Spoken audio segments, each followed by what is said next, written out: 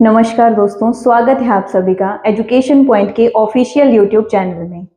I hope आप सभी बहुत बढ़िया होंगे और हमारे इस यूट्यूब चैनल पर जो भी वीडियोस आपको मिलती हैं उनके माध्यम से आप अपने आने वाले एग्जाम की तैयारी बहुत अच्छे से कर रहे होंगे। तो पिछली कक्षा में हमने बात की थी वर्णमाला की, वर्णमाला में उसके भागों की तथा उसमें आने वाले स्वरों को किन किन भागों में रखा गया है, व्यंजनों को किस किस प्रकार से विभाजित किया गया है।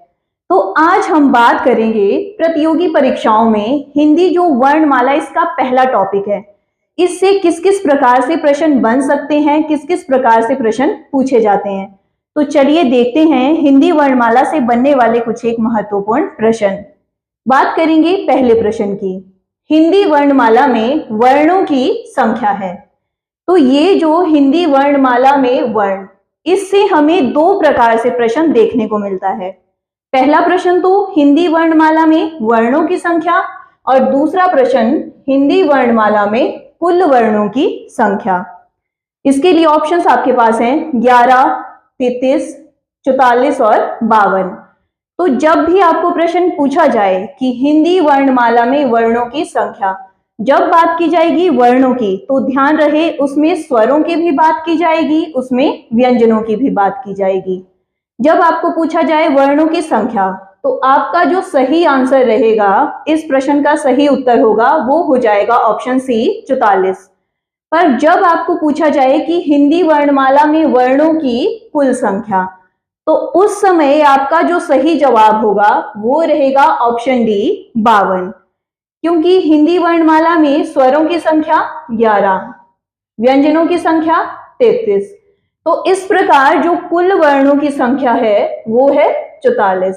पर जब आपसे पूछा जाए कि इनकी कुल संख्या, तो उस परिस्थिति में स्वर 13 और व्यंजन है 39, तो इनकी कुल संख्या हो जाएगी 52। तो ध्यान रहे जब भी आपसे इनकी संख्या से प्रश्न पूछा जाए तो वर्णों की संख्या पूछा जाए, आंसर रहेगा ऑप्शन सी 44, और जब पूछा जाए प्रश्न इनकी कुल संख्या तब आपके पास आंसर रहेगा 52। तो हिंदी वर्णमाला में वर्ण है 44 और कुल वर्ण है 52। बढ़ते हैं अगले प्रश्न की तरफ। दूसरा प्रश्न है कि हिंदी वर्णमाला में मात्राएं कितने प्रकार की हैं। तो ये जो स्वर हैं इन्हें अन्य किस नाम से जाना जाता है, मात्राएं। ऑप्शन है आपके पास 2, 3, 8 और 1।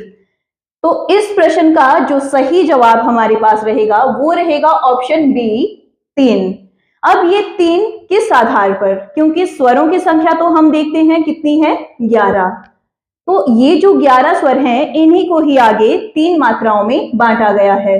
पहला है ह्रस्व स्वर, दूसरा है दीर्घ स्वर और तीसरा है प्लुत स्वर।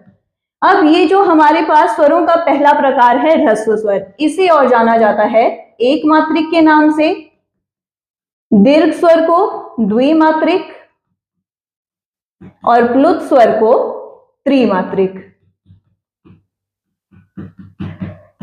तो एक मात्रिक या ह्रस्व स्वर में हमारे पास 4 स्वर आते हैं, अ, ई, उ और री।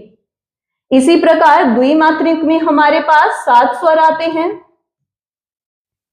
आ, ई, उ, ए, ओ और औ।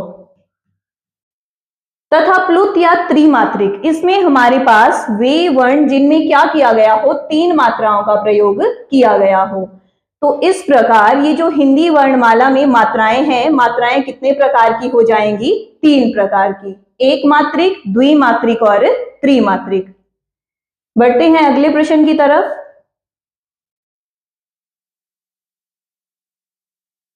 तो अगला प्रश्न है कि उच्चारण में लगने वाले समय के आधार पर री किस प्रकार का वर्ण है। उच्चारण में लगने वाले समय के आधार पर कहें, मात्राओं के आधार पर कहें, स्वरों को कितने भागों में बांटा गया है। अभी पिछले प्रश्न में भी इसी की बात हुई। 3 भागों में, पहला है ह्रस्व, दूसरा है दीर्घ और तीसरा है प्लुत। तो अभी हमने पिछले प्रश्न में भी देखा कि ह्रस्व में हमारे पास 4 स्वरों की बात की गई थी और वो 4 स्वर हैं अ, ई, ऊ और री। तथा जो दीर्घ स्वर या द्विमात्रिक, उनमें कितने स्वरों की बात की गई थी? 7 स्वरों की। तो प्रश्न यहां पर आपको पूछा गया है कि उच्चारण में लगने वाले समय के आधार पर री किस प्रकार का वर्ण है। तो इस प्रश्न का जो सही जवाब हो जाएगा वो है ऑप्शन ए, ह्रस्व स्वर। ह्रस्व स्वर कौन से स्वर? जिनके उच्चारण में सबसे कम समय लगे या जिनमें एक मात्रा का प्रयोग किया गया हो। बढ़ते हैं अगले प्रश्न की तरफ।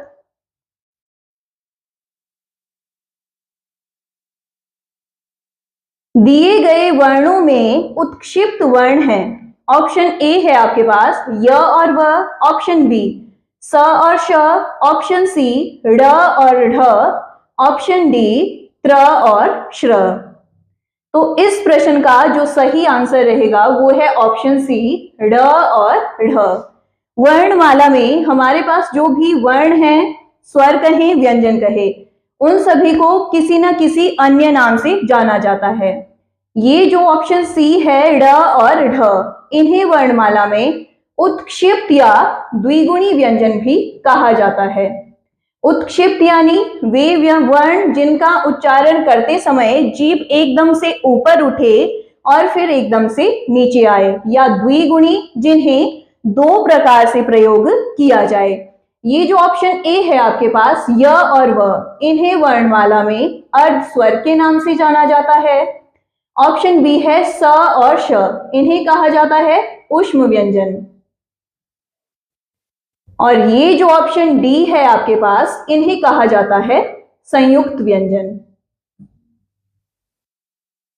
संयुक्त क्यों? क्योंकि ये व्यंजन दो व्यंजनों से मिलकर बने होते हैं। तो इस प्रश्न का जो सही उत्तर रहेगा कि उत्क्षिप्त वर्ण कौन से हैं, वो है ऑप्शन सी ड़ और ढ। बढ़ते हैं अगले प्रश्न की तरफ।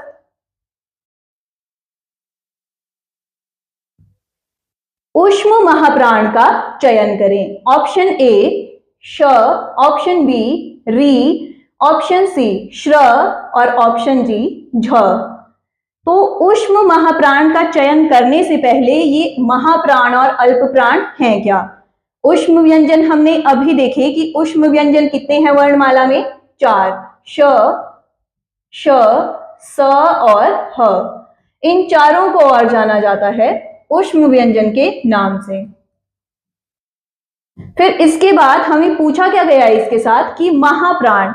महाप्राण कौन से वर्ण हैं? वे वर्ण जिनका उच्चारण करते समय ज्यादा प्राण वायु की आवश्यकता हो या मुख से अधिक श्वास निकले। तो अल्प प्राण और महाप्राण, इनका दो प्रकार से विभाजन किया गया है, अल्प प्राण और दूसरा है महाप्राण। अल्प प्राण में हमारे पास वर्णमाला में 1, 3, 5। अब ये 1, 3, 5 हैं क्या? ये है व्यंजनों का वर्गीकरण। जब भी बात की जाती है वर्ग की, तो हम इन्हें कैसे देखते हैं? क वर्ग, च वर्ग, ट वर्ग, त वर्ग और प वर्ग। परंतु जब बात की जाए इनके वर्गीकरण की, तब हम इन्हें देखते हैं 1, 2, 3, 4 और 5। तो अल्प प्राण में, यानी जिनके उच्चारण में कम प्राणवायु की आवश्यकता हो या कम श्वास लगे, वो हैं 1, 3 और 5। यानी क, च, ट, त, प, ग के नीचे आने वाले सभी व्यंजन और नासिक्य व्यंजन, ये जो भी हैं।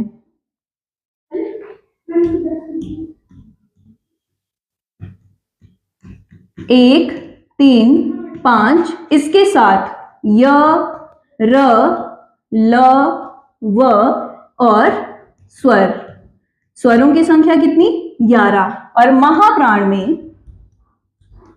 आने वाले 2, 4, श, श, स और ह।